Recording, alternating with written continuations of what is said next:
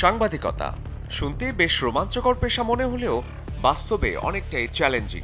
এমনই এক গল্পের মূল ভূমিকায় অভিনয় করেছেন মনোজ বাজপেয়ী।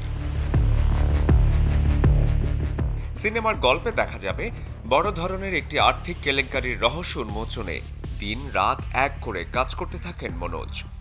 চিত্রনাট্যের মারপ্যাচে ঘটতে থাকে একের পর এক ঘটনা।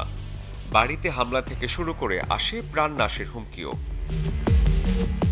ডিসপ্যাচ নামের সিনেমায় দেখা যাবে এমন গল্প, যেটি পরিচালনা করেছেন কানো ওয়েল। জি5 এর ডিস্ট্রিবিউশনে এই সিনেমাটি দেখা যাবে 13 ডিসেম্বর।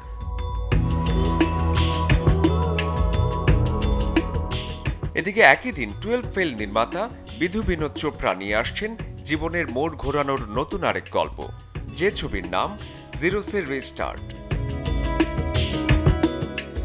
জীবনের চলতি পথে চলতে চলতে মানুষের সামনে চলে আসে অনেক অনাকাঙ্ক্ষিত ঘটনা।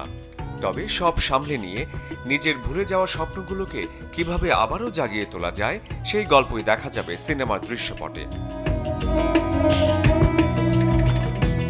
ছবির মূল চরিত্রে অভিনয় করা বিক্রান্ত ম্যাসি যদিও কদিন আগেই জানিয়েছিলেন অভিনয় থেকে বিরতি নেয়ার, কিন্তু বছর শেষে আসছে তার নতুন সিনেমা। মুক্তির আগেই জিরোসের রিস্টার্ট সিনেমাটি ভারতের ইন্টারন্যাশনাল ফিল্ম ফেস্টিভ্যালে বেশ প্রশংসা কুড়িয়েছে। শরীফুল হক, চ্যানেল 24।